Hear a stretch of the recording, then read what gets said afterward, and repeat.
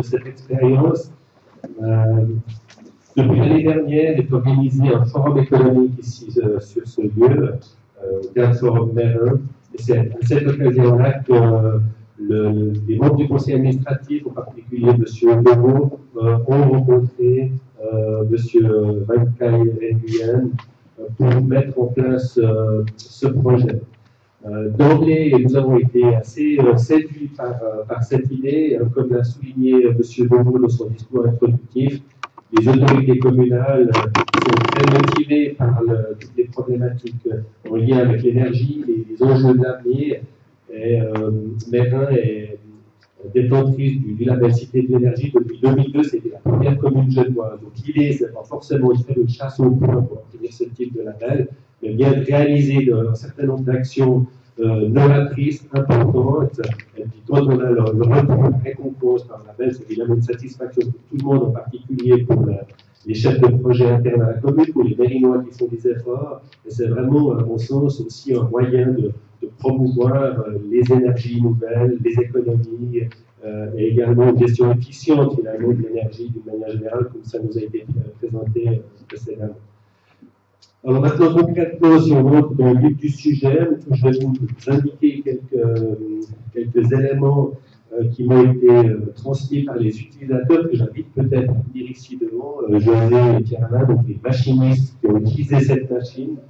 Et puis Claude peut venir aussi, hein, il y a ton nom.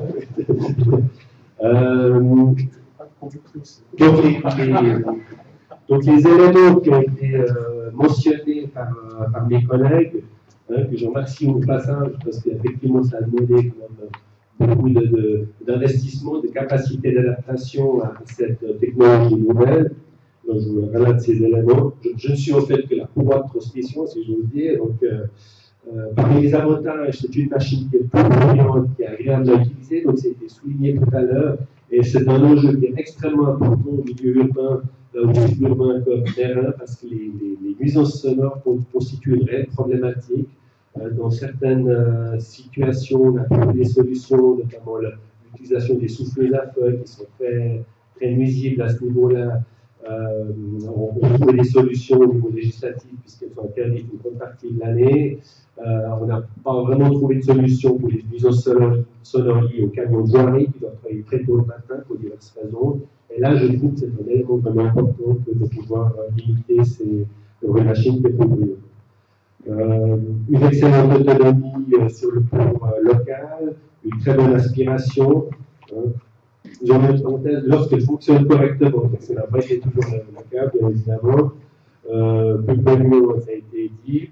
En ce qui concerne les inconvénients, il y a actuellement, donc, sur le modèle qui a été testé en démonstration, donc ici à Mérin pendant quelques mois, l'automne dernier, donc depuis entre mars et avril ce printemps, il y a une perte notable de puissance en montée. On a pu tester dans diverses situations cette machine, et notamment la rue François Besson qui est juste à côté, où il y a une forte déclivité à la montée, c'est un peu difficile.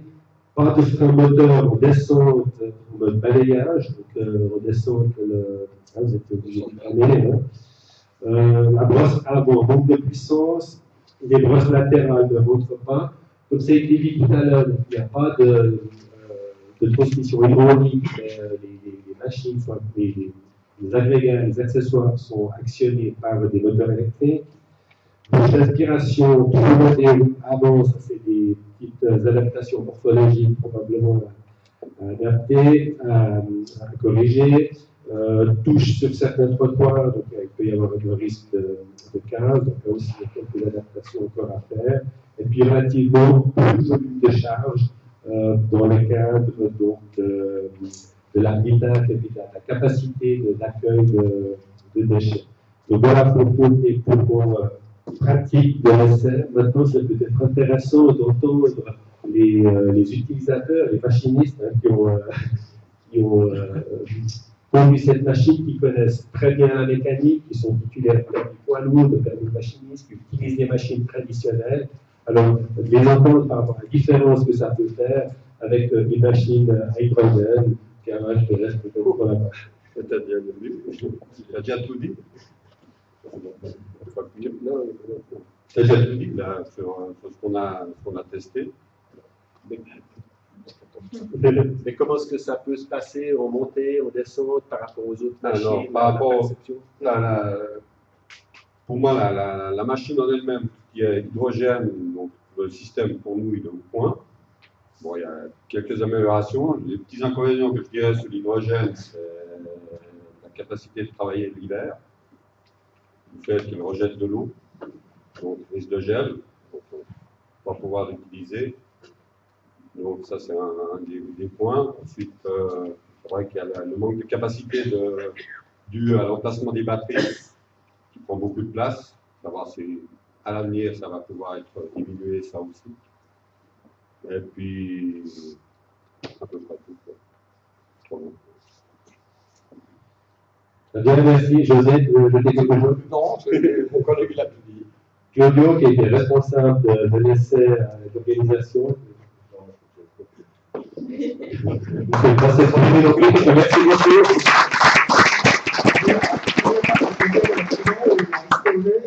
Ah, il y a que la batterie a explosé. Ouais. Oui, mais ça, c'est un petit défaut.